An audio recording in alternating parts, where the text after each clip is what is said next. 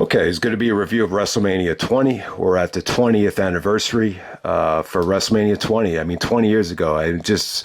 Time just flies because I do remember this quite well, quite vividly. So we're going back to March 14th, 2004 from Madison Square Garden in New York City, the home of the WWE, the Mecca of wrestling, the Mecca of basketball, whatever you want to call it. You know, this is the home of WrestleMania 1. You know, in some ways, it's the home of the WWE. You know, you heard so many people refer to, WWE as New York. So they do an attendance of 20,000, sold out. At the time, it was the biggest gate that the WWE had ever done for Madison Square Garden. I think that still pretty much holds. I'm pretty certain of that. And the sixth biggest gate in the history of pro wrestling, believe it or not. You know, I think the only shows that would beat this would be like the Dome shows, whether it be like WrestleMania 6, WrestleMania 17, 18, the Sky Dome, the Astro Dome. Like, those are the only shows that I think beat this in terms of a gate. So the pay-per-view buy rate is actually 1,020,000. So I mean, based on what I'm hearing here, the show did pretty well. They jacked up the price on pay-per-view to $50, and this 1 million number right here, this is definitely a worldwide number. I do remember seeing a 800,000 number. I think that was just for the United States. You know, the WrestleMania 19 number, for as good as WrestleMania 19 was, you know, the general perception was that it just didn't do that well. So I think the 500,000 number is just for the United States. But hey, the bottom line is WrestleMania 20. It did very, very well. I think, you know, just based on the fact that it's the 20th WrestleMania at Madison Square Garden, a lot of people just bought tickets, you know, no matter what the main event was going to be right out of the gate. So there we go with that. But, you know, looking back at WrestleMania 20, you know, there's already a review of this me and my brother did on a New Year's Eve when we didn't watch the show back. We just kind of, you know, just had fun with it and just kind of reminisced on what we could remember. So this is going to be more of a, you know, serious review. But hey, you know, when I look back at WrestleMania 20, I do want to mention the crowd reaction for the night. I don't think it's the greatest WrestleMania of all time. I think it's definitely one of the more memorable ones. I think what stands out about this in terms of the positives is the two championship matches. I think are the best. I don't think you could find another WrestleMania with two championship matches of this quality. I think the only one you could argue is close. You know, maybe WrestleMania 19, but the other one will be WrestleMania 23. I think that WrestleMania 23 will be the closest one with Batista, Taker, and then Shawn and Cena in the two championship matches. The crowd here, I gotta say, guys, you know, I've been to Madison Square Garden a lot of times, you know, maybe like 20 times throughout my whole life. Atmosphere nowhere near. I was at Game 6, 1992.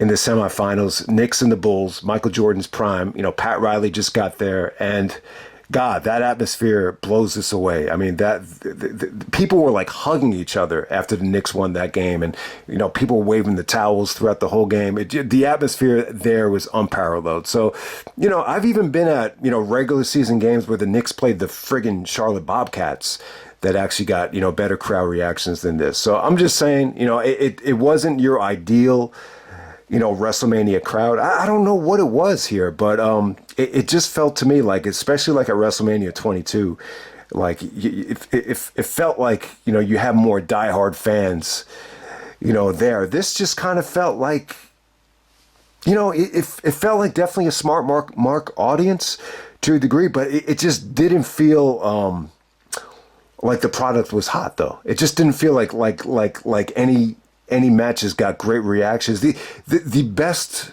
you know, crowd reaction match of the night was probably Goldberg and Brock, and that was more of the crowd just shitting on them. The crowd made the match interesting, but you know, I mean, other than really Benoit, you know, maybe you could argue Eddie, maybe you could argue Taker's entrance. I mean, the crowd just really wasn't there throughout most of the night. I think it's a bad WrestleMania crowd.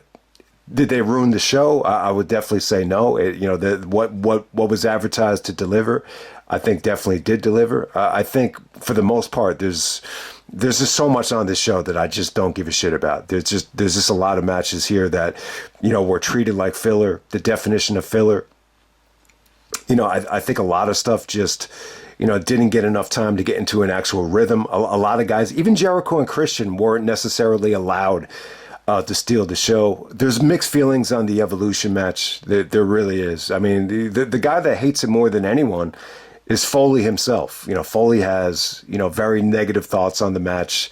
A lot of guys, even Austin, they even told Foley, I thought the match sucked. And then other people think it's a lot of fun. And, some people thought it, stole the show on the undercard. So I think people are kind of split about that. But for the most part, man, I think the presentation was good.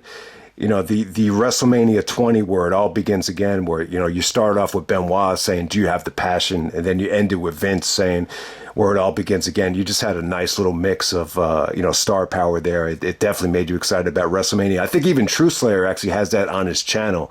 One of his favorites. If you go to True Slayer's channel, it's actually highlighted as one of his favorite videos. So, that explains how good that was. Okay, to open up the show, we got Big Show defending the United States Championship against John Cena.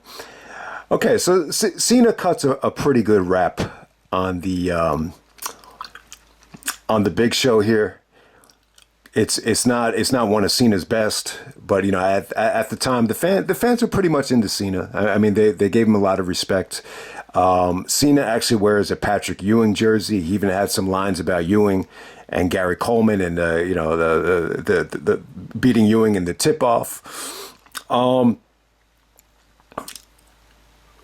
Really classy move by Cena to pay tribute to Patrick Ewing. Ewing never won a championship for the Knicks, but watching the Knicks growing up, day in and day out, I don't know if anybody worked harder in Madison Square Garden than Patrick Ewing. Ewing probably wouldn't be my choice for best Madison Square Garden performer ever. I mean, when you're thinking of who is the best MSG performer, we have Mr. WrestleMania and Shawn Michaels, but who is Mr. Madison Square Garden? In terms of WWE, I think you could still argue that it's maybe Shawn, maybe Brett. Brett had some classics, going back to SummerSlam 91 in the Garden. Hogan, I think you got to put Hogan in there just in terms of, remember the Mr. America thing where the fans just weren't having it, and Hogan, got a deafening ovation in that tag match with Angle and Brock. So, Hogan has a great history at MSG. Obviously, Bruno Sammartino, Bob Backlund, the list goes on and on. But, when we're talking, personally for me, though, I've never seen anybody, deliver the theatrics that Reggie Miller has done at Madison Square Garden. When we're talking about the phrase, God makes the impossible possible, when people say the phrase, we've seen stranger things happen, you always think about Reggie Miller in Madison Square Garden. You go back to 94, 95 in the playoffs, you'll know what I'm talking about. It's the craziest shit I've ever seen personally on a basketball court. If you're going to mention another sport, Mark Messier, with the Rangers winning the cup, the celebration with Messier and the cup is probably the best moment, from a non-wrestling standpoint. And maybe even have to go back to the Knicks of the early 70s with Walt Clyde Frazier, Bill Bradley, Dave DeBusschere, all those great teams, from the early 70s. But yeah, I mean, in terms of, who worked harder than anybody in MSG history, Cena paid tribute to Patrick Ewing. So I thought that was very classy. But on to the match, though.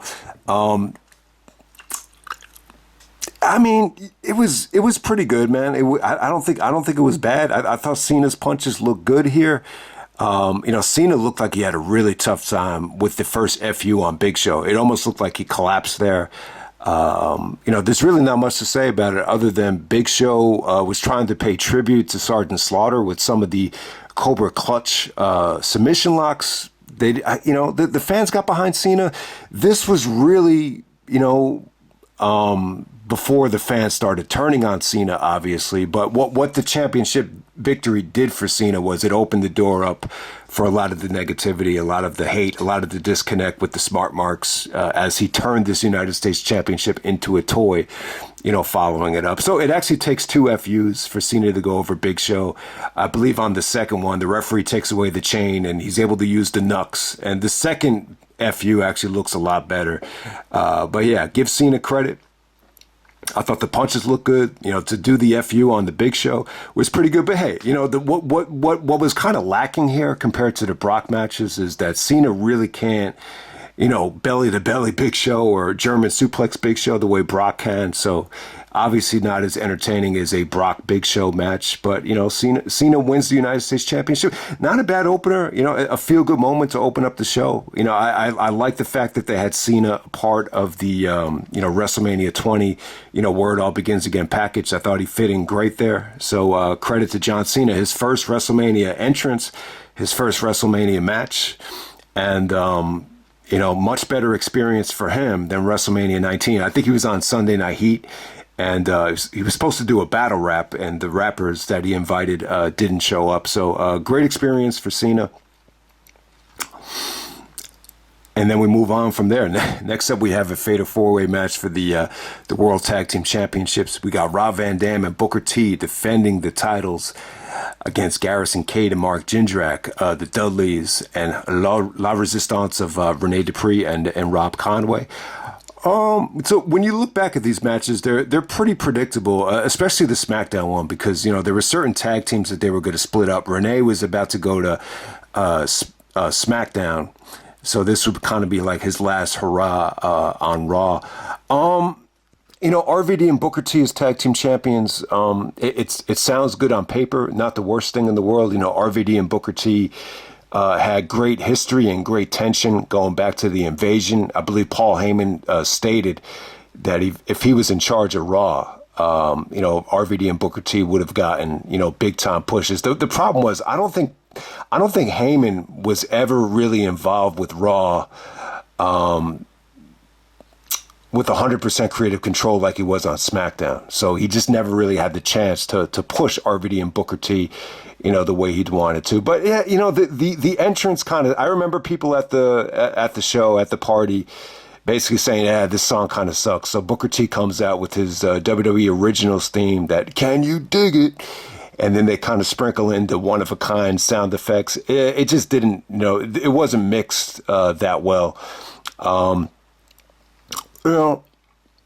kind of feel the same way everybody does about this match. I think it's just too many tag teams in here. I mean, obviously, if they go up against the Dudleys, I think that would have been better. Problem is face versus face, so you want to put some heels in this match. It just felt like too much, man. It felt like too much. I'm not going to say that they didn't get enough time.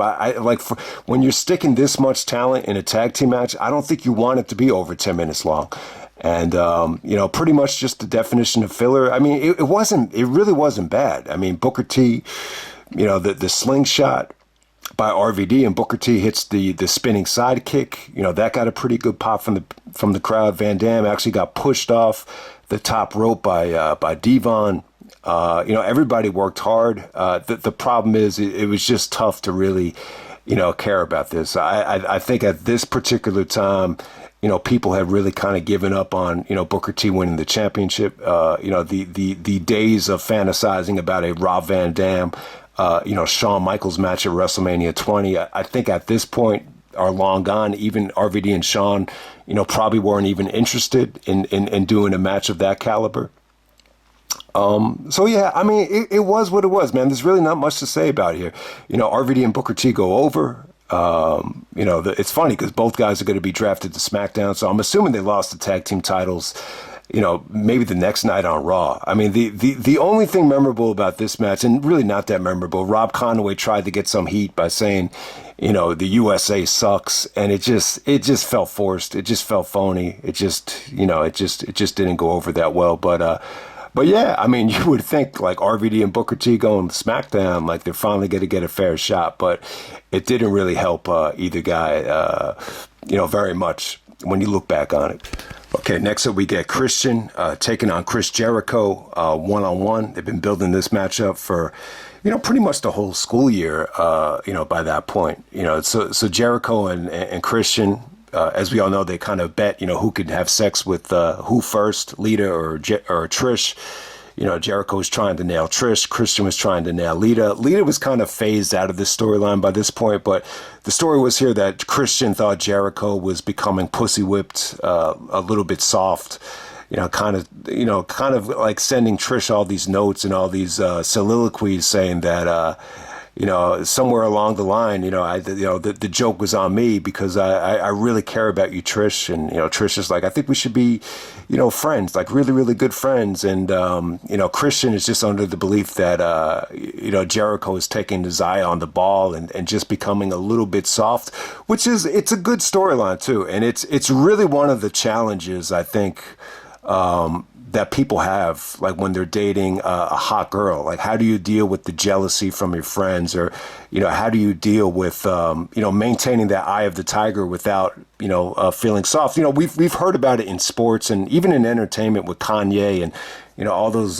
celebrities that dated the Kardashians with the Kardashian curse, where maybe Lamar Odom, from the Lakers, like he kind of falls off a cliff when he starts dating them, or, Kanye's music has just never been the same. And you've heard that time and time again. Like, how could you maintain that level or maintain that eye of the tiger and still, have the hot girlfriend? So it's a great storyline right here. Leading up to this thing, Christian actually,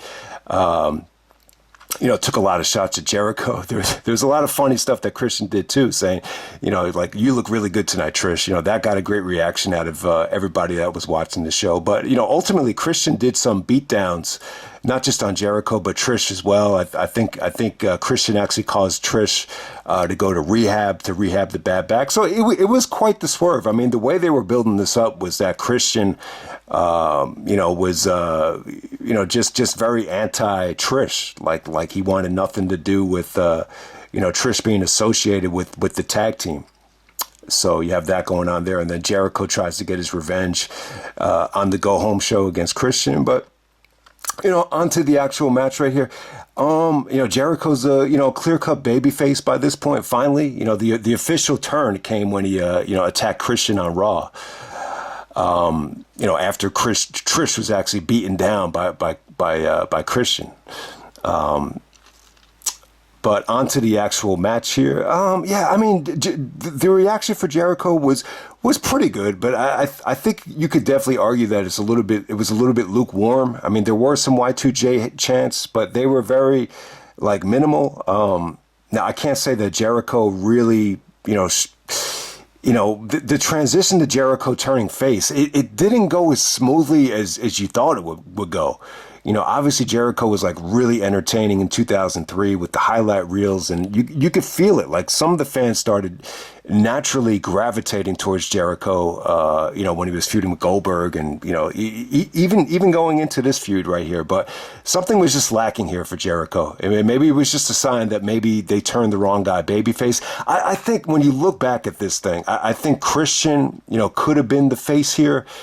I just don't think he was ready at the time. I think Christian was such a good natural heel, a natural prick. Secretly he was going to steal, Trish away from Jericho here, which was definitely quite the swerve. I think what the match gave you is, it just gave you that nice little swerve at WrestleMania. And, I think you need to do that from time to time. I really think, from time to time, you really want to see, something out of the box, something different. We've seen the lovely Elizabeth, reunite with Macho Man. And it's just something, you always want to do something with a woman to kind of shock people. So at the time, Trish actually slapping Jericho was a nice little swerve. Okay, so the thoughts on the actual match between Christian and Jericho. Overall, I think it's good. I think it doesn't get the love that I think it deserves. I think it's really, really solid.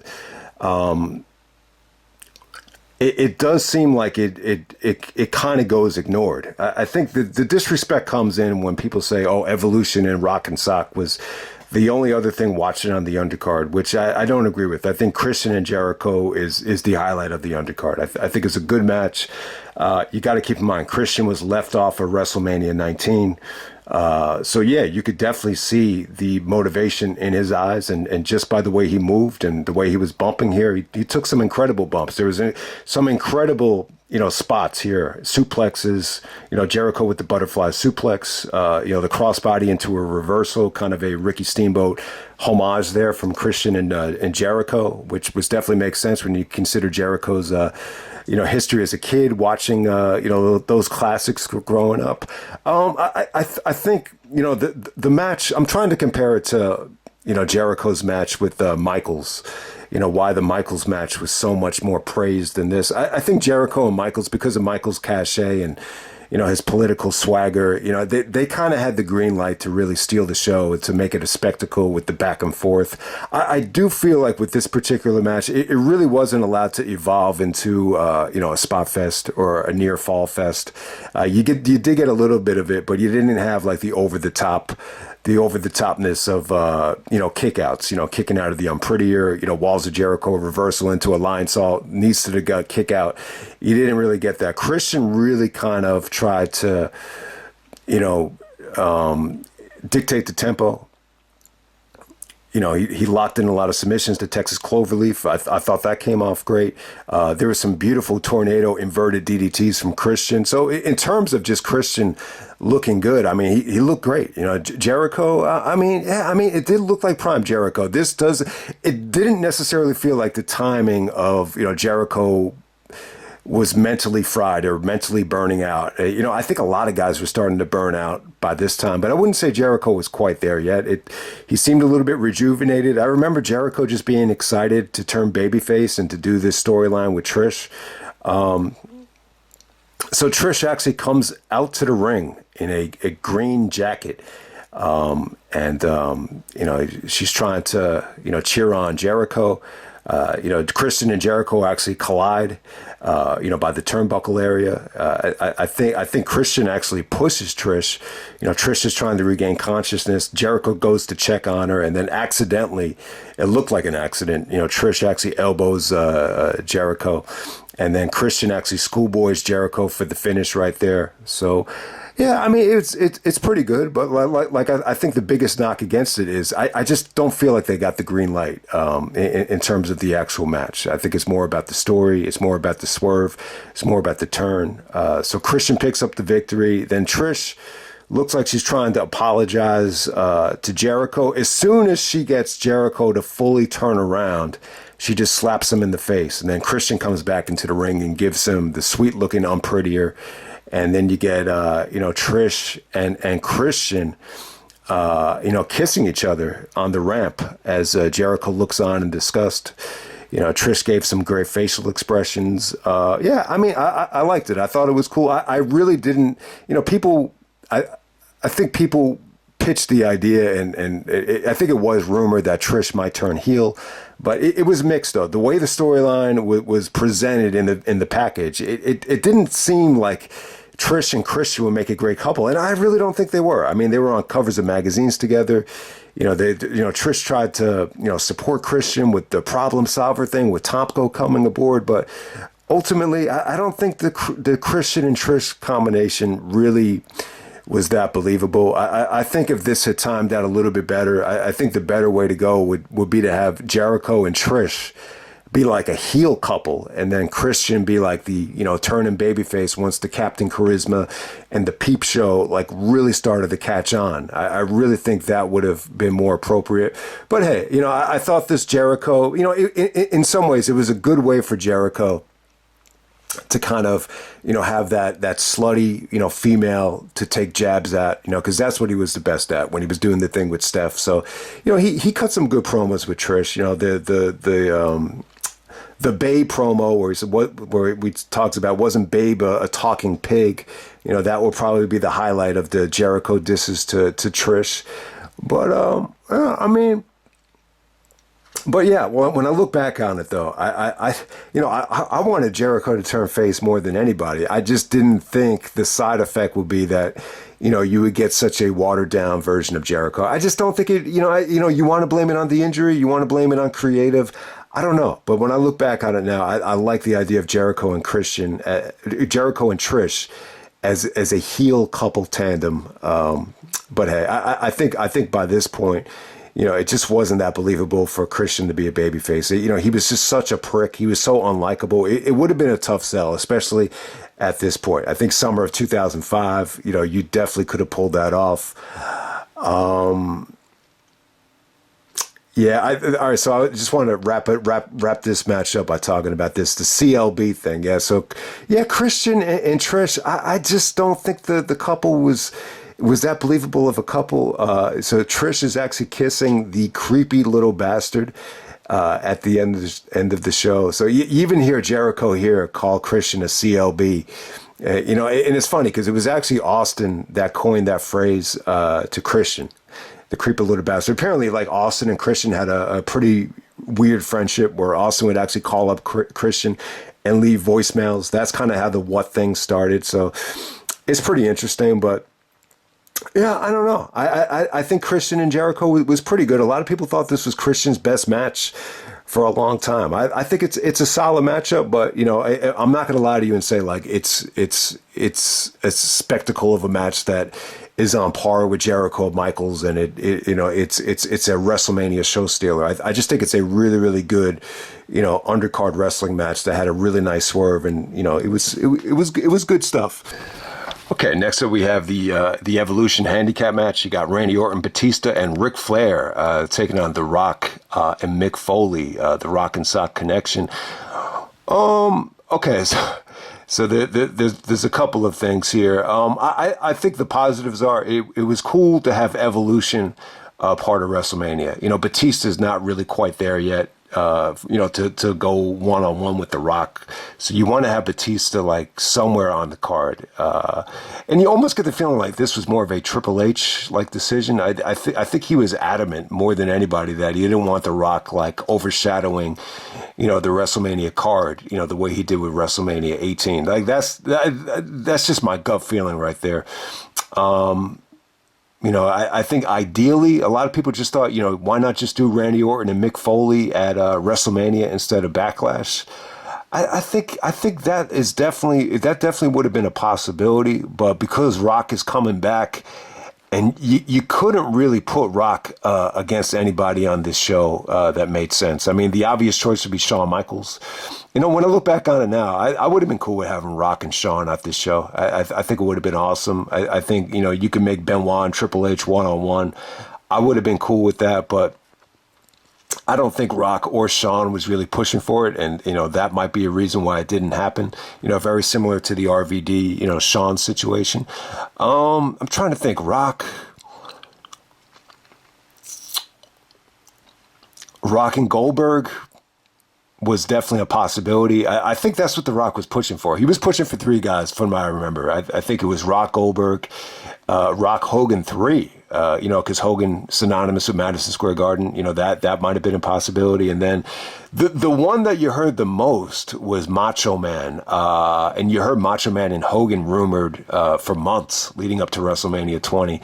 But yeah, apparently Rock really was open to wrestling Savage at WrestleMania 20. And then you heard other things like, The Rock told Brian Gerwitz, he thought this was a big deal to be able to team up with Mick Foley.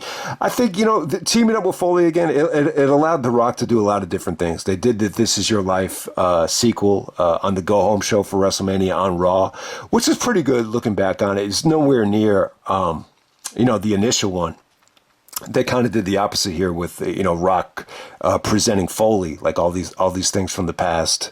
And, it was also a good way for The Rock to promote his movie. I think, more than any other time, this felt like one of the rare occasions where, Rock came back to promote the movie Walking Tall. They brought out the film critic. He said, the highlight would be, if maybe if you showed this much passion in the movie, maybe Walking Tall wouldn't be such a walking piece of crap. So yeah, I mean, the This Is Your Life stuff, it was okay, but yeah, Foley is really like negative on this match, and it's funny, like when they did all these podcasts about WrestleMania 20. No, and even Foley himself, nobody mentions the RKO finish. When Randy RKO's Foley for the finish here, Foley actually, it looks like he tries to kick out of it. And when you see Orton's reaction at the end of the match, he looks like he's just torn. He looks like he wants to yell at Mick, and then Flair wants him to celebrate. You see a bunch of different, reactions from Orton, and it's really tough to know what to make of it. My initial reaction was that Foley just screwed up, and, he kicked out, and, people were like, Foley had the reaction of like, oh, what did I do? Or what have I done? So does anyone know the backstory behind Foley, kicking out on the RKO? Like, if you're going to take an RKO, wouldn't you want to stay down from it? I don't know. That was just kind of weird. But yeah, I mean, kind of the criticism of this match, and I think even Foley and Austin were very critical of the comedy aspect of it. I think Meltzer was critical that Jerry Lawler was commentating as if the match was comedy, and in some parts it was. I mean, anything with Flair and The Rock, felt like comedy with you have Rock actually mocking Flair with the strut, and, Rock looked like he had a good time. The match was definitely fun. They booed The Rock anytime he hit Flair with any type of offense. But, there were some Rocky chants. It's not like Rock got booed out of the building, but, the fans were definitely more pro Flair than pro Rock, if that makes any sense. Yeah, I mean, I thought the match was definitely fun. The Flair telegraphed that backdrop. So Rock actually backdrops him on the outside. Then Foley follows it up with a dropping elbow off the top rope. That came off like it was pretty good chemistry, from Rock and Foley. But I don't know. My gut feeling is that Rock just, that they just kind of just didn't really know what to do with The Rock, and they threw him in this Rock and Sock Connection thing. It's almost like he had to take a back seat for Foley here with the standing ovation at the end. It's almost like The Rock, let Foley take the stage and, get that last, warm standing ovation from Madison Square Garden because it's his big return. And it's funny too, like when Foley, pitched the idea for coming back at WrestleMania, like he shot for the moon. He said, I think, I don't know if he was just kidding, but he actually said, I think I should unify both belts in the main event of WrestleMania. And then Vince was just like, no, there's no way that's happening. You have any other ideas? And then, the idea was to put over Randy Orton. I gotta say, I think Orton, Batista, and Flair here as a whole, good experience for Orton. I mean, there's really nothing to nitpick about. This is really the only time that he was able to work with The Rock. I mean, you would think Orton and The Rock would have been a huge deal. Two, third generation superstars, second generation superstars. You could have tied that in. That could have been a great feud. First time you really got The Rock, mix it up with Batista. I think there's a funny exchange between Batista and Rock where, The Rock actually asked Batista, what are we doing? And Batista was like, I don't know. So you have that going on there. But yeah, Flair was definitely fun here. Foley didn't look bad. I could tell. The problem with Foley here, it sounds to me like it was more to do with the actual structure of the match. When they got together and talked about the direction that this is going to go, and the words that Foley explained was he kind of crumbled up into a ball or crumbled up into a shell.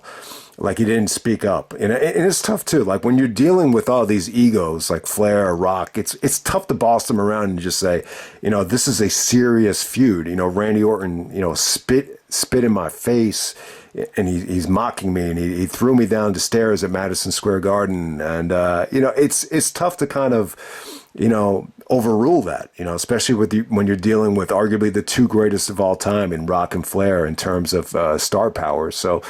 So yeah, I mean, Foley was kind of embarrassed by the performance. I think the reason Austin said it sucked is because I think he was just unclear of what the direction was. Like, is this supposed to be comedy or is this supposed to be a little bit, serious? But, they did the best they could. Rock tried to, promote this as the greatest tag match of all time, like they're doing this year at WrestleMania. But I don't know. I'm not crazy about the match. I don't think it's awful. I think you could argue that it's fun. I love the finish with, Randy countering the Mr. Sacco into the RKO. I think the right guy went over. It kind of built tension for the match at Backlash.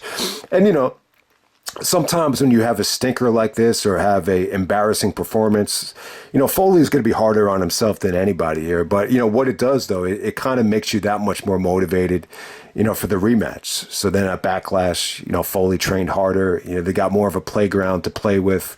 He cut some better promos leading up to Backlash, including the promo in the rocking chair. And, the rest is history. Foley and Orton, it's still, some people still think it's Randy Orton's best match ever. So who knows? Like, if you had done Foley versus Orton here at WrestleMania 20, you never know. Maybe the reaction wouldn't have been there.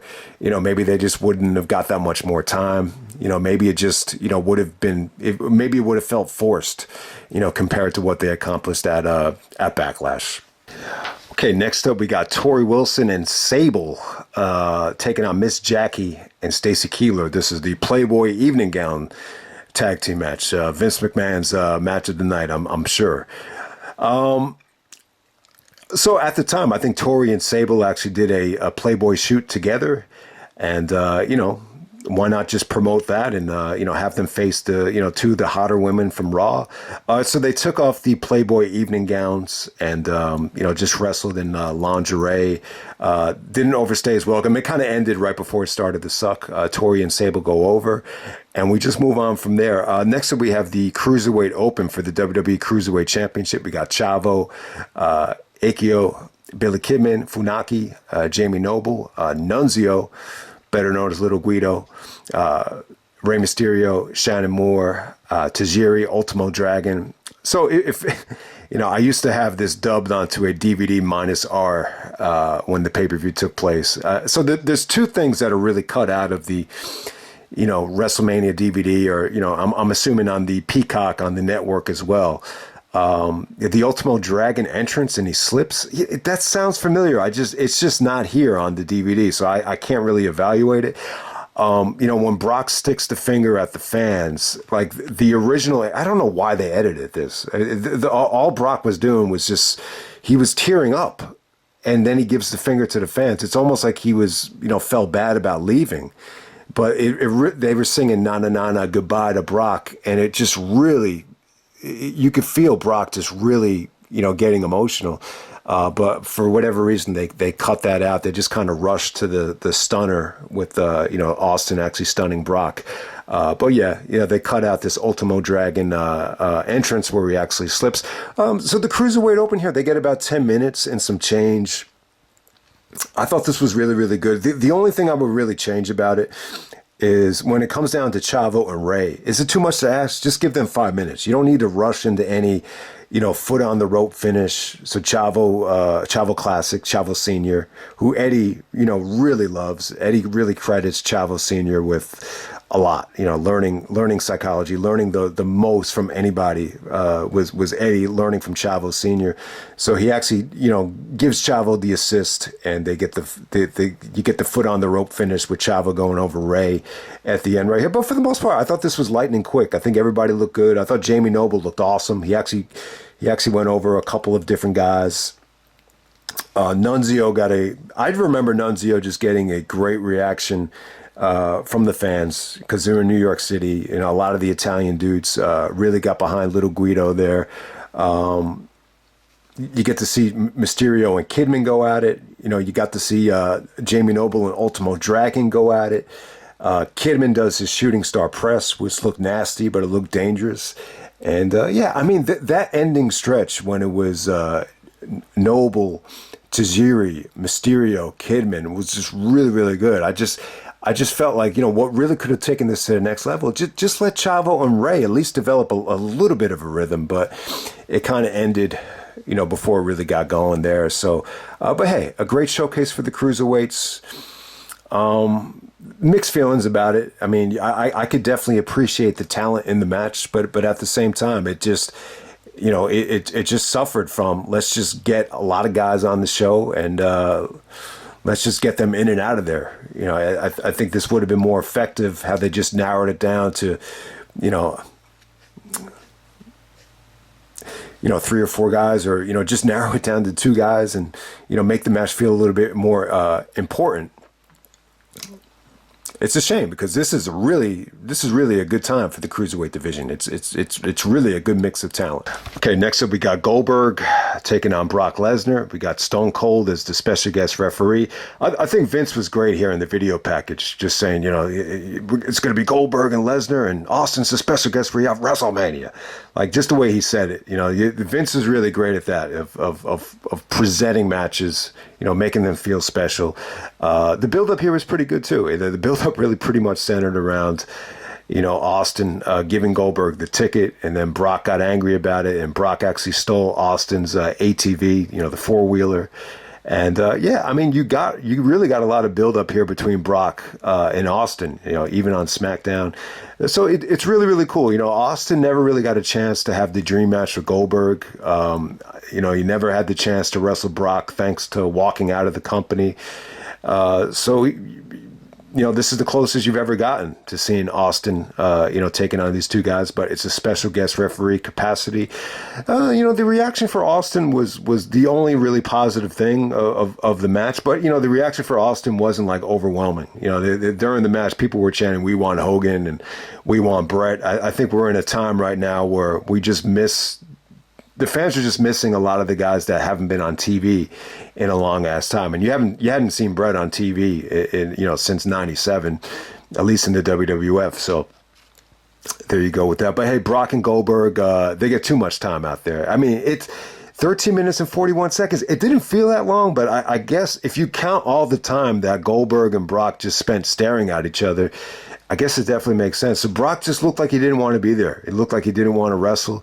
It looked like the fans were getting under his skin. You could even hear Goldberg say to Brock, he's like, "Fuck these fucking fans. Let's go to work." And so you have that going on there. I mean, the lockups were just brutal. The test of strength, the lockups, it just felt forever. There was some just really nasty looking collisions here. Brock definitely learned his lesson here. When he wrestled Goldberg at WrestleMania 33, you could tell just by the way Brock was warming up that he just didn't want to go through this experience again. So it was totally different. The way Brock was warming up, hitting the ropes, this was the total opposite. This was just, this was lazy Brock. This is the laziest performance I think Brock had ever gave. I mean, the match is just pretty much, it's pretty predictable. I mean, there's really not much to it. The fans were turning on Goldberg as well. There were some Goldberg sucks chants. And it's a shame because if Brock was not leaving, the fans would have turned on Goldberg and, Brock would have got a great victory here. It would have been great. It would have been something special. One of the reasons why I think Brock left is, he was scheduled to job to The Undertaker, I think at Judgment Day. So when I hear that, I'm like, you know what? That's probably the wrong call. That's one of the few complaints that Lesnar had that I would actually be on his side with. But it wasn't just that. There was like 10. He had a list of 10 different things he was upset about. And in terms of the WrestleMania payoff here, Jim Ross actually said that both guys made $250,000. Brock actually called up JR and bitched about the WrestleMania payday. He thought that they screwed him. He actually hung up on him. But, $250, it's actually lower. The reported numbers from WrestleMania 19, Hogan was upset that he got only $300,000 for WrestleMania 19.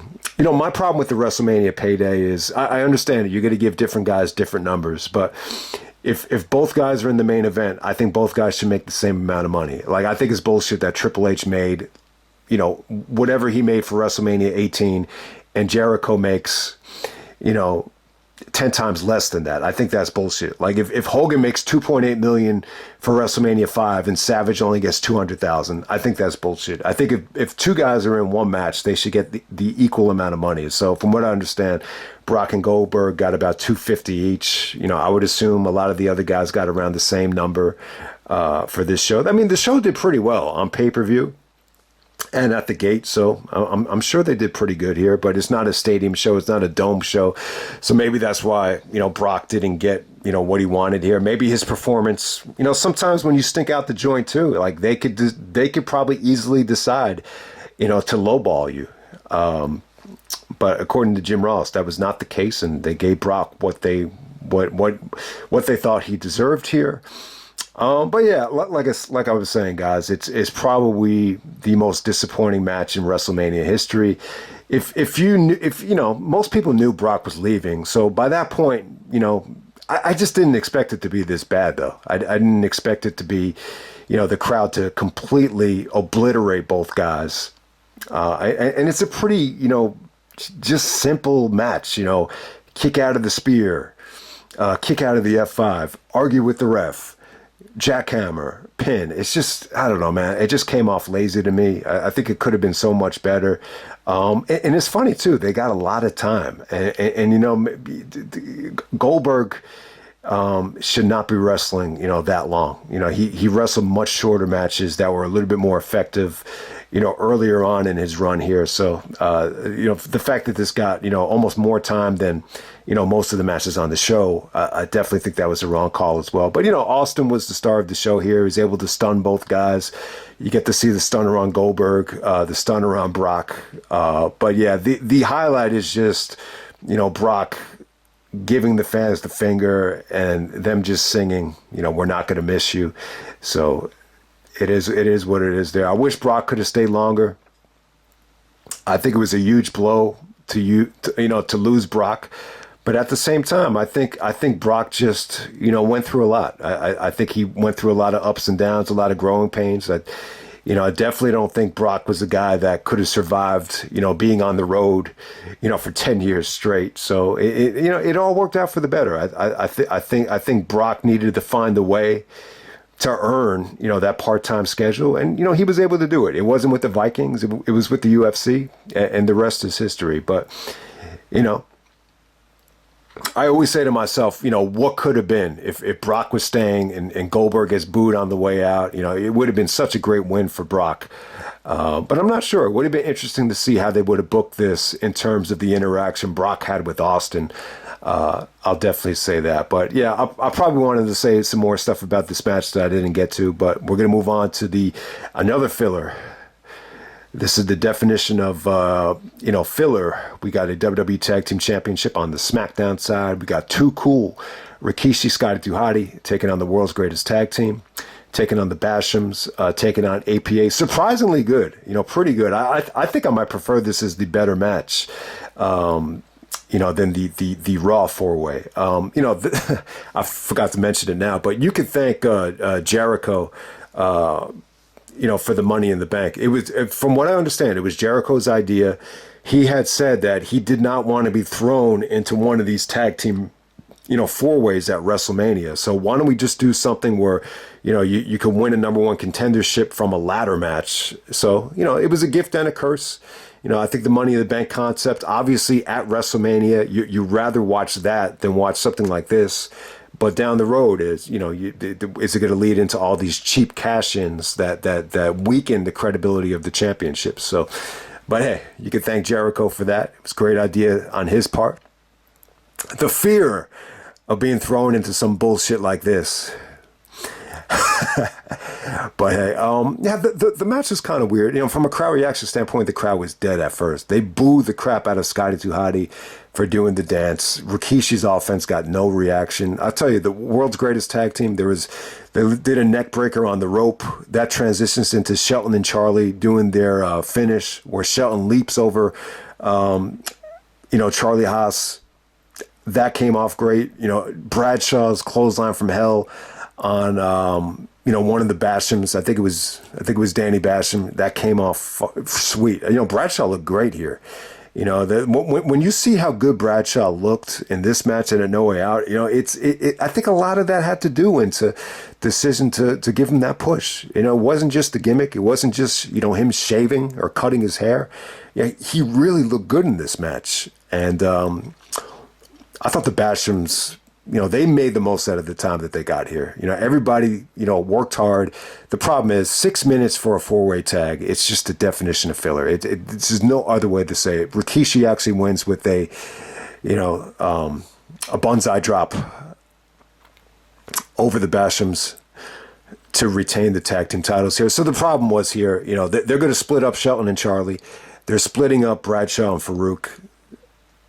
So you had to keep the championships on somebody here, even though it just, the Rikishi and Scotty 2 Hotty dancing, it just felt outdated. It felt like, man, why are we going back to the year 2000? It felt like they had already had their run at that point. All right, next up we have Victoria actually taking on Molly Holly for the women's championship. Yeah, so the only women's match of the night. It was, once again, just treated very poorly. I didn't think what they did was very engaging. I don't really think they made the most out of the time they had, but at the same time, I think a lot was kind of working against them, being that they were this late in the show.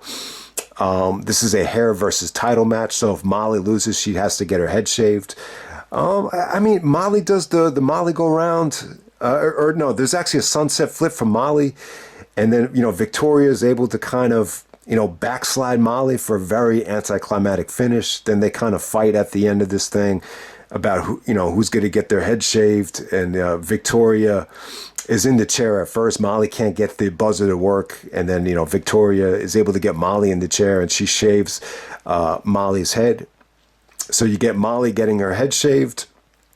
Not the worst thing in the world. I don't really mind it when females shave their head. Some guys act like it's like disgusting, to have sex with the girl with the shaved head. To me, like I think there are occasions where it makes the girl's eyes look prettier, and some girls can rock it, some girls can't. I thought Molly looked okay with the shaved head, but it really was pretty forgettable to me. The one thing I don't like about it is when Kurt comes out, you see Molly getting her head shaved. I just think it takes away from the entrances for the great Eddie Guerrero and Kurt match, but we're going to move on from there.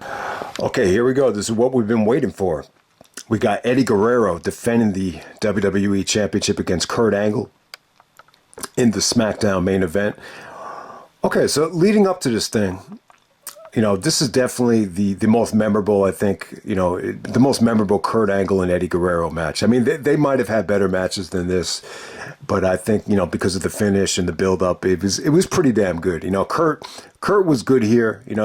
Kurt's performance on the mic got a lot of criticism here because he kind of went in areas that, most people would say he shouldn't have went to.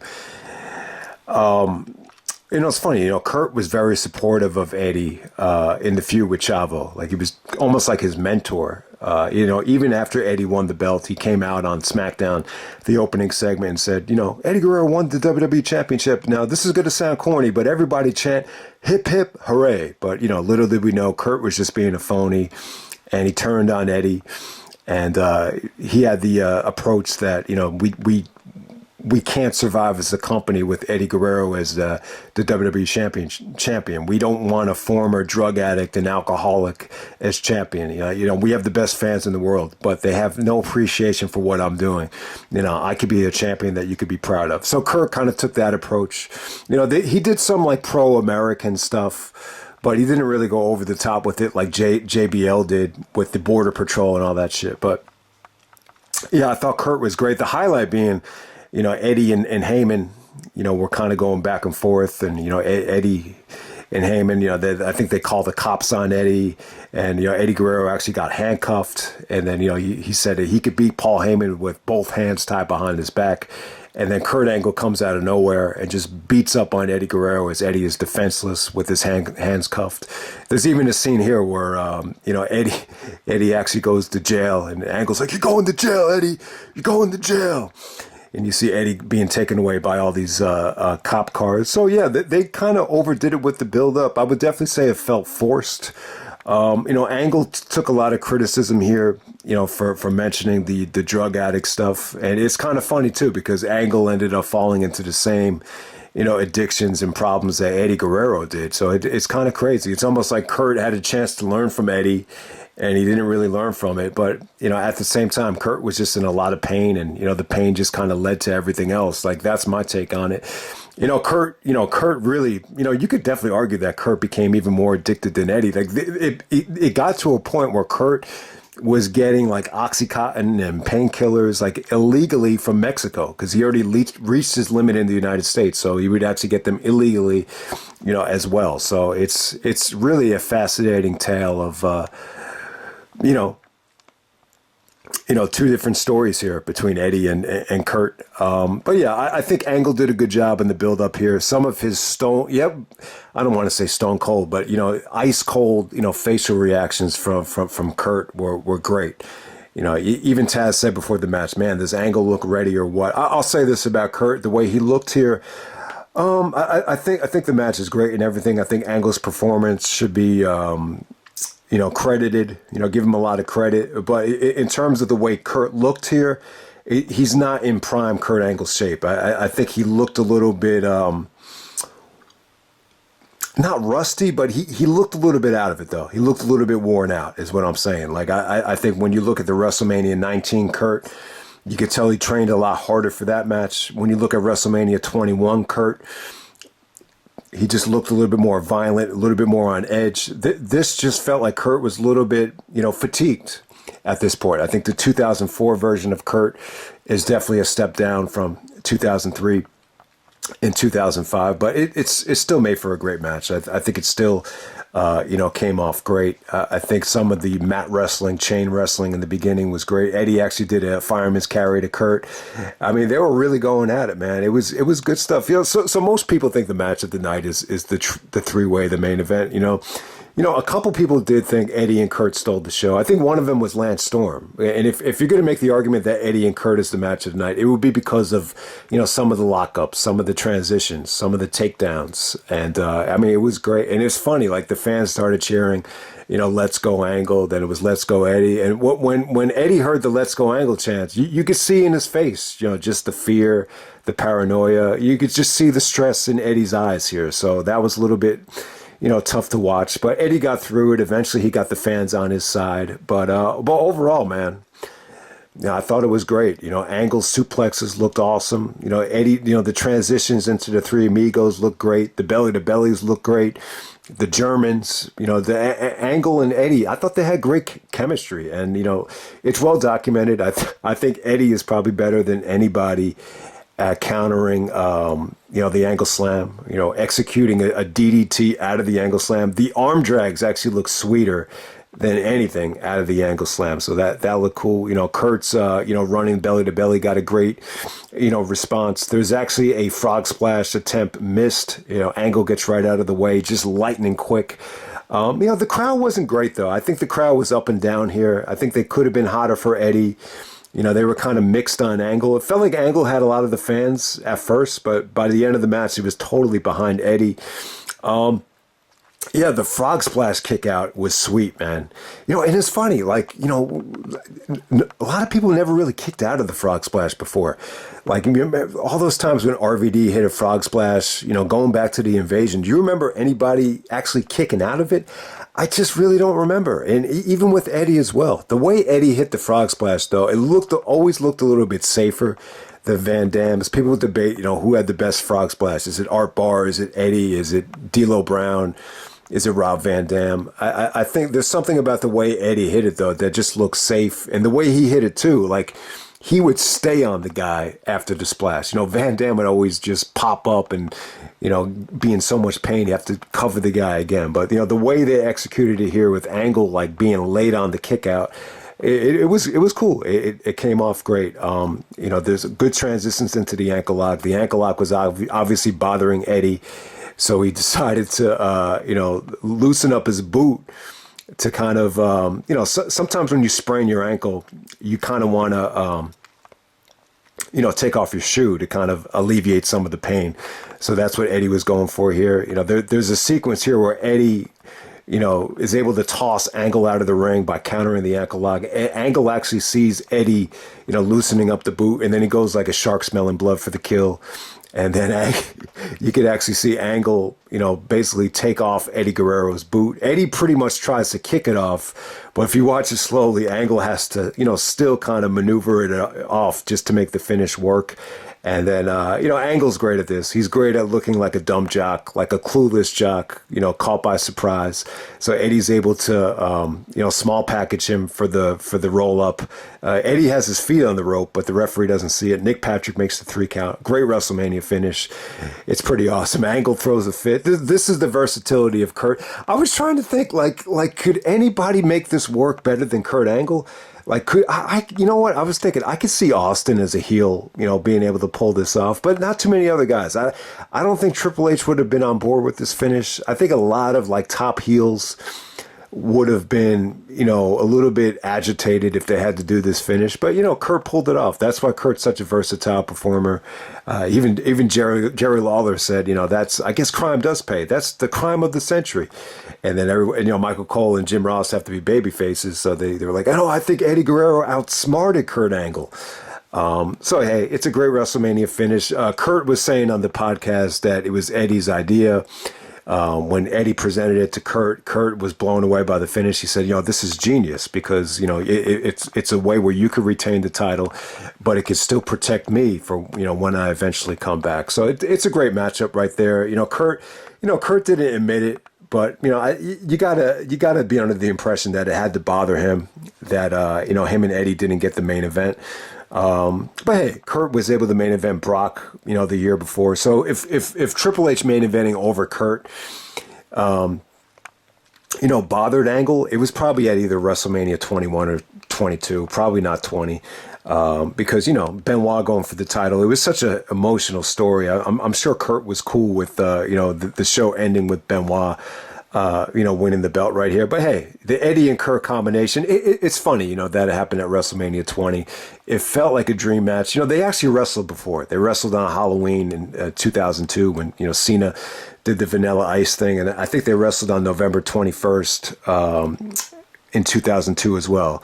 So it's not like they never wrestled, and plus they wrestled in plenty of tag matches. But for whatever reason, it just felt like a fresh matchup. It felt like the first time where they were able to just get the green light and show what they can do. And it was a beautiful match. I mean, I think the crowd was lacking at certain points. The crowd definitely could have been more supportive. I think they could have been better, especially towards Eddie. I think Eddie definitely deserved more, respect in the beginning. If you want to cheer for Angle, I think that's great. But, I just felt like the fans could have been receptive to both guys a little bit better. But, it's a long show.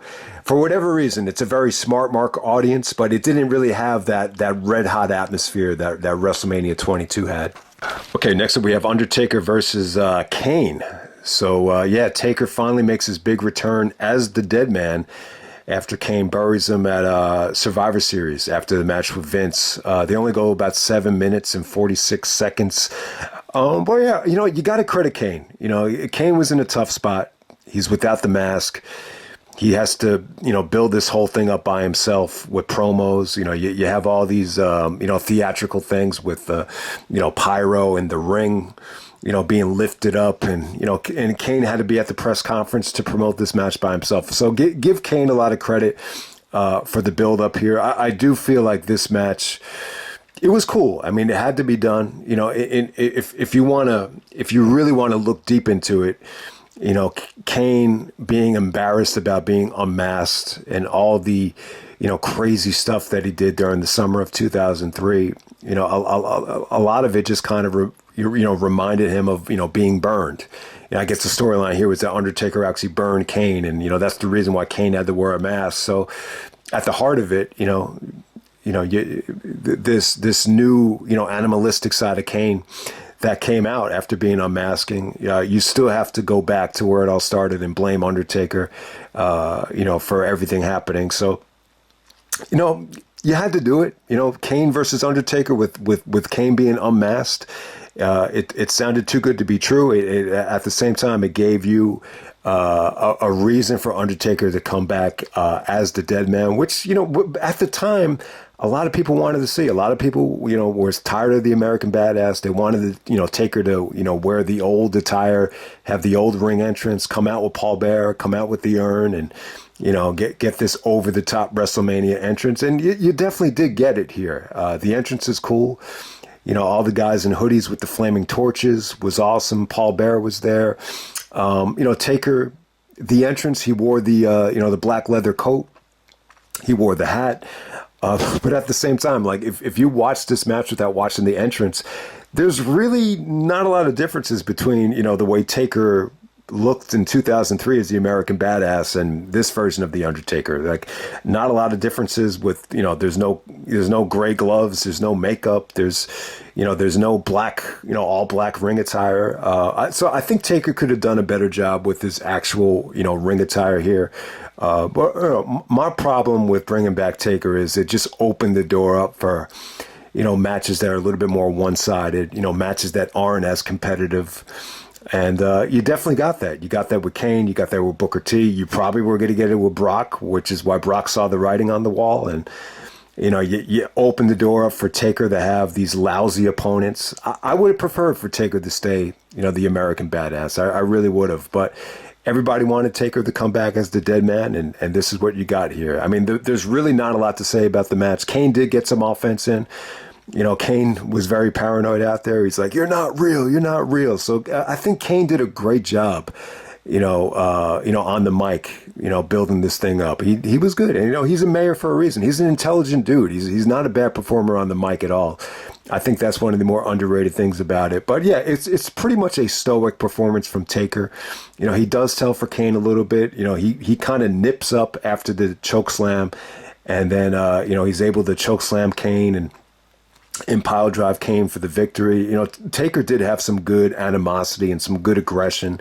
Once the match started, he really kind of sold it like, Kane, did him wrong and buried him and, wanted to get revenge. I think it's a tough sell though. It's really, really tough to, carry that animosity for, a feud where you really haven't been on TV. But, they did the best they could here. It's not the worst Undertaker and Kane match. It just feels incomplete. It doesn't feel like it's anywhere near their best work together, but they didn't stink out the joint like they have several other times. Judgment Day 98, I think even the Hell in a Cell that they had later on was pretty bad. But this was just, didn't overstay its welcome. It's more about just getting Taker the win. But I think what it did, negatively, I think what it did more than anything, it just kind of opened the door up for Kane to become stale again. And I think that's exactly what happened, shortly following the match. And here we are, we're at the main event. We got Triple H defending the World Heavyweight Championship against Shawn Michaels and Chris Benoit. I definitely think this is arguably still, you could definitely argue it. I'm not going to say it's the absolute best, but it's arguably the best WrestleMania main event. And within the parameters of WWE, easily the best triple threat match I think that there's ever been. I mean, there's been some that have come close. And, maybe there's even other three-ways from other promotions that have topped this in terms of creativity and spots and athleticism. But in terms of pure emotion, it's still probably the greatest, display of a triple threat match that we've ever seen in professional wrestling. Obviously, Unbreakable and WrestleMania 20. I think, you're always going to go back to these and debate, what are some of the best triple threat matches ever. So it's clearly, in contention for best WrestleMania main event, best triple threat match of all time, easily.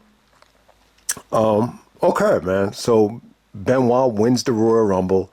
Triple H and Shawn goes to a draw, the last man standing match at the Rumble. And, Shawn obviously wants a rematch. He wants to kind of finish the story, just like Cody to a degree with, ending, Triple H's run as champion. The only way to make Triple H suffer is to take the one thing that he loves, and that's the World Heavyweight Championship. And he wants to do it on the biggest stage of them all, WrestleMania 20.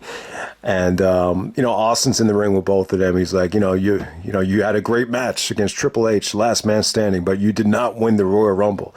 So then he's like, I want the winner of the 2004 Royal Rumble to come out here right now. Triple H starts throwing a fit, and Shawn looks like he's a little bit surprised. So Benoit makes the jump to Raw. He finds the loophole. It was a nice creative swerve. He said he wanted to do he wanted to go after the best, which is kind of a shot at Brock, and maybe that plays into why Brock wanted to leave. Maybe he thought that was a cheap shot, like a Bret Hart type of thing. Bret would always complain about cheap shots. So I don't know. At the time, I thought it was like too good to be true. I just thought it was, the rumors were true. You saw that Edmonton was being promoted, for Backlash. or Backlash was going to be in Edmonton. So, the writing was kind of on the wall, but I always kind of had like an approach, like I'll believe it when I see it. So yeah, I thought this was great. The stuff that, Foley was very critical of the build up here. He thought that, him and Orton had the best story going in the WrestleMania. I think that's why he's a little bit disappointed with that Evolution handicap match. Like the problem is, like, they had such a great storyline going that it was kind of like just dropped, so The Rock and Flair like could do their comedy type of thing. But, if Foley was critical because, he was supposed to be in the WrestleMania 15 main event, and apparently Sean got it changed. I think Sean's original idea was for it to be Foley and Austin because, Sean was never like a huge Rock guy, especially going back then. But things have changed.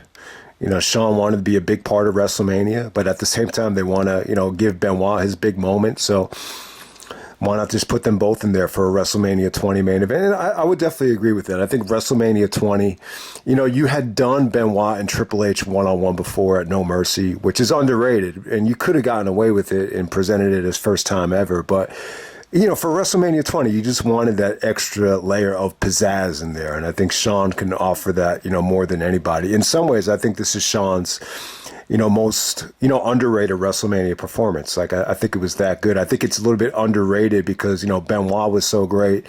The match was great as a whole that it just kind of overshadows, what Sean did from an individual standpoint.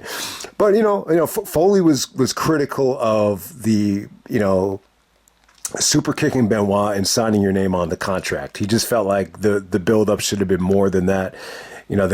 Sean and Benoit agreed that, the one thing we agree on is that we're passionate, that Triple H won't be walking out of the Garden with the title around his waist. I didn't really care for that. I just think, Sean is the one that wanted Triple H not to stay champion. Benoit just wants to win it by himself. The fact that they would actually team up together, they teased the idea of it, but Triple H, I like the idea of him throwing a fit. I like the idea of Triple H just saying your egos are not going to allow that to happen. And, ultimately he was right. It's not like Benoit and Sean, worked together in the match at all. So, but hey, let's get right down to it. I think the match was great. There's a lot to say about it. Like I said, let's start with Sean first. I just think his bumping, the excitement factor, Sean got all bloody too. Like, you almost say to yourself, that, like, does Sean really have to, get that bloody Triple H as well? Triple H actually looked like he had problems like breathing in this match. I don't know if he was putting on an act or whatever. He was just breathing funny here. I don't know if that's a heel thing or whatever he was doing. Sean actually gets slingshotted on the top of the ring post and he starts, blading like crazy. It's a pretty nasty blade job from Michaels. That kind of goes under the radar too. I don't know. I don't really think he needed both guys to blade that hard, but it's not like it took away from the match at all. But the fans were clearly behind Benoit here. Anytime Michaels, broke up anything Benoit related or tried to do a Benoit German suplex, the fans totally shitted on it. They erupted for Benoit. So it wasn't a great crowd, but it was very much a crowd that, was very smart Marcus. They got behind Benoit. They shitted on, Goldberg and Brock. But I can't say that they were an amazing crowd. But for whatever reason, I think the main event got a great reaction when you consider the overall, like, tone of the show in terms of the crowd reaction, if that makes any sense. But yeah, Sean was great here. He busted out the moonsault, which looked crazy, which looked great. The moonsault off the top rope onto the outside. Just the way he sold for Benoit with the clotheslines. Benoit just kind of clotheslined him out of the ring. The way Sean super kicked Benoit out of the sharpshooter was a great breakup. So you had great breakups here. You did get, a lot of the Sean and Triple H one-on-one stuff. They actually, Benoit was being a nuisance to Sean. He kept on interrupting him, kept on breaking up the super kick, kept on breaking up pinfalls. So, you get DX reuniting and, double suplexing Benoit through the announce table, which looked awesome. Awesome bump. Probably the bump of the night. And, one of the more underrated table bumps ever. It kind of started this formula of, the big baby face takes the big table bump and, has to find himself back into the mix. as the match goes along. But yeah, some of the one-on-one stuff between Triple H and Shawn, it almost got like John Cena, Randy Orton vibes of, maybe the feud was becoming a little bit played out at this point. Like, not a lot of people were really buying, that Shawn is going to take the belt from Hunter, and a lot of people, including my brother himself. Like, my brother was a huge Shawn Michaels fan, but he was just like, man, this is the wrong time. Like, this is Benoit's moment. So, even some of the most diehard Shawn Michaels fans were just kind of, it is. It's another one of those WrestleMania scenarios where, very similar to The Rock, interrupting Cody's moment. And, you've seen it time and time again where you just, you just want, like, this is the guy's moment. So a lot of people were just dead set that this had to be Benoit's moment. So you had that going on there. So that kind of hurt, some of this Shawn Triple H magic that they had at the end of 2003, even at the Rumble. Like, the magic just wasn't quite there for them. Like, anything involving Benoit was just a little bit more engaging. I think Benoit in this match looked better than ever. I think he looked great. They did a great, segment with him and Eddie, backstage where, Eddie's laughing at him. He's like, no one thinks you're really going to win, Holmes. And he's like, don't talk like that to me. It's like, I believe in me. I believe in me. I've known you for 12 years. You never turned your back on me. And then Eddie's like, that's the Chris Benoit I want. That's the Chris Benoit that I believe in. You got to believe, Chris. So it was a great promo. It's almost like Benoit kind of fed off that promo during the match, and it was just really intense here. He looked like a machine. He looked great. The Germans looked great. The breakups looked great. The transitions into the crossface just looked realistic and believable. The chemistry that Benoit had with Shawn, was great here. He faced Shawn on Raw. That's where you got the singles matches, but it was really a treat to get a fresh matchup that you never really seen before in Benoit and Shawn out of this program. I thought it was great. So. Triple H, man. I think Triple H did a good job here. The only criticism that Triple H got, it was actually from Nash. It had nothing to do with work rate. Like, this was clear that, like, if you give Triple H someone that can move and someone that is a legit opponent that's not like, falling apart, because of whatever from WCW, that he's still a pretty good worker. I think Triple H definitely had a good night in terms of work rate. He was bumping really well for everybody. The transitions into the pedigree look just as good as ever. I think Triple H had a really underrated performance here. I think he played a great heel. Even the way he was breathing here, it felt like something really out of the box that a heel would do with the blood and the breathing. So I thought that really stood out about the match. But yeah, I mean, I gotta credit Triple H and Shawn. It's one of those scenarios where you're thinking about all these situations in the past with Shawn and Triple H where they had a problem with certain guys, whether it be Punk, whether it be RVD, and even whether it be Angle. Like, I'm sure there was a lot of skepticism about Kurt is really not one of us. He's from the amateurs and he's really got to earn it. I'm sure a lot of that stuff was said, but when someone is so good like Benoit just reached a level at this point, and even before this, that he's so good that there's really nothing you can nitpick about. In WCW, the complaints was that he was a little bit too small. Maybe he just didn't have a lot of charisma. But I don't know. I just felt like Benoit really got himself up to a level where you can't get on him about anything. He's a better wrestler than everybody. You can't use wrestling against him. You can't use not being in shape against him. You can't even say that he didn't have a great look. I mean, if there's anyone that looks like fucking Wolverine from X-Men, it's probably Chris Benoit. I mean, there's really, he had to work so hard, and he was so determined to get to that level that you couldn't use any bullshit against him like you could use with a guy like Rob Van Dam, or even with a guy like, Jericho or whatever. Benoit reached a level that was, untouchable, at least in the ring. And I think, even Shawn and Triple H had to just bow down and just say, yeah, let's make this moment as special as possible. And credit to Vince too. I know, we're in a phase right now where it's unpopular to, say anything about Vince, but, for Vince to crown Benoit on WrestleMania 20, the biggest stage. There's something special about 20 that's even more special than, some of the other WrestleManias because of the history, because of the Garden. It just felt that much better. So, yeah, I love the moment. I love the championship victory. I think the ending is sweet as hell with, Benoit actually backdropping Michaels out of the ring. Triple H looks like he's going to hit the pedigree, and, Benoit transitions into the crossface. It was just really, really well sequenced. It just felt like pedigree almost there, swinging into the crossface, and Triple H really tapped out at the appropriate time. They gave you enough time where you thought he might get out of it. You got a little bit of drama, and then when Triple H actually tapped, it was like, holy shit! I didn't expect it, man. I really didn't. I remember just sitting, on the floor right in front of the TV, just praying that it would happen. And when it did happen, man, it was like, wow, man, this is too good to be true. A lot of people thought Triple H was going to retain. A lot of people thought because, Backlash was in Edmonton that they were going to do the big Benoit victory at Backlash. The fact that Benoit actually won this match, it was huge, man. It was great stuff. And, Eddie comes out.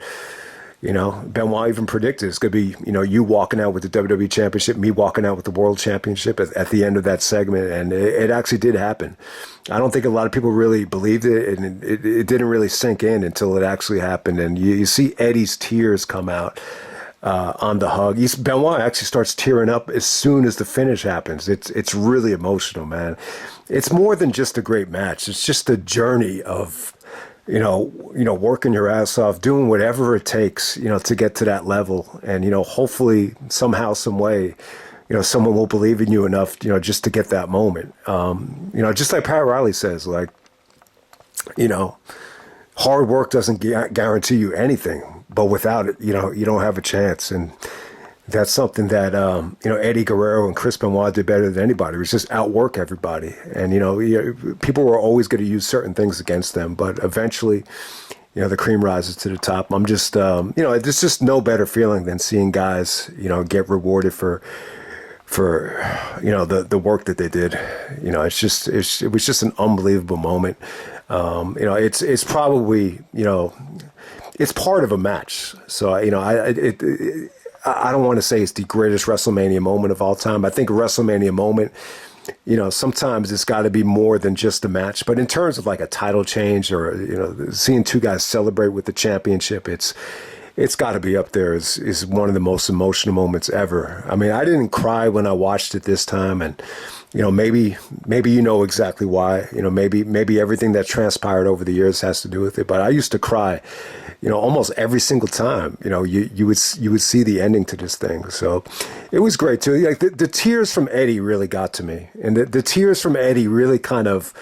It almost feels like it saves Benoit's legacy a little bit. Like it really does. And it goes to that point where, you can't really truly, enjoy something unless your best friend gets rewarded for it too. Because if Eddie won the championship and Benoit never did, it probably would have felt incomplete to Eddie. And then when you see the fact that Eddie was actually there to celebrate before anybody to celebrate this moment with Benoit, it probably had to make Eddie's loss like feel 10 times worse.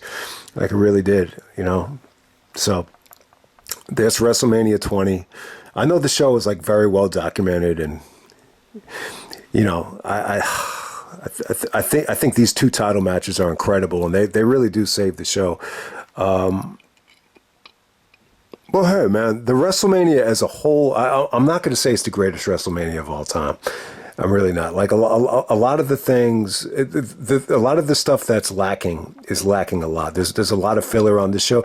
You could definitely argue like some of the filler was meant to be filler, so it didn't take away from the title matches. That's how it kind of felt to me. I think if Brock wasn't leaving and had he had, like even just like a 3-star match with Goldberg, I think it would have put this WrestleMania, a step up. I think it would have made it a little bit more arguable if that had happened.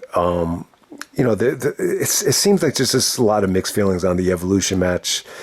Jericho and Christian. I think at the time it was great for Trish more than anybody. I think Trish What really it did for Trish was it really separated herself from a lot of the other divas.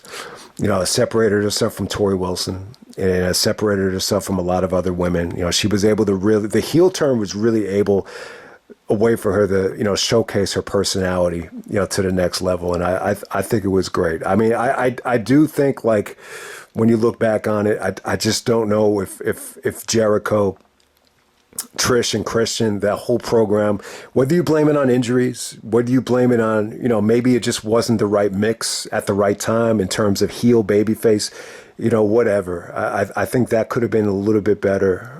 But yeah, I mean, this WrestleMania just has that formula of let's just put guys on the card just for the sake of them being on the card. And I just think that's what hurts it more than anything. But the two championship matches are beautiful. You get Undertaker's return. The Evolution stuff is what it is, man. I mean, Rock's performance here is a little bit underrated. I mean, he really did have, a fun showing. It just seems to me like a lot of people just think, he was out of place or wrong time, wrong place. I think, this is the one WrestleMania where you could have gotten a lot more out of The Rock. It just feels to me like a lot of people just didn't want The Rock to overshadow the championship matches, and they didn't want The Rock anywhere near the championship, at least this time. So that's how that kind of came off there. But hey, overall, a good WrestleMania. But at the same time, I do feel like at this particular time in 2004, it feels like a lot of guys are burning out. It really does, from Angle to Brock to, even Jericho. I got to say, even Jericho looks like, you could see glimpses of him kind of fading a little bit. And I think that's what kind of hurts 2004 more than anything. I would definitely say 2004 is probably the weak link of the first half of the 2000s. It probably is. And, people really bring up JBL. The JBL stuff is what it is, but it's just a direct shot of, Brock leaving. I think Brock leaving was a huge hit to the company. I wish you could have found a way to make him stay. But at the same time, I just think Brock at the time, it's one of those situations where, maybe if he didn't leave, something bad would have happened. Who knows what would have happened. So I'll leave it right there, guys. That's WrestleMania 20. Hope you enjoyed the review, and I'm out. All right.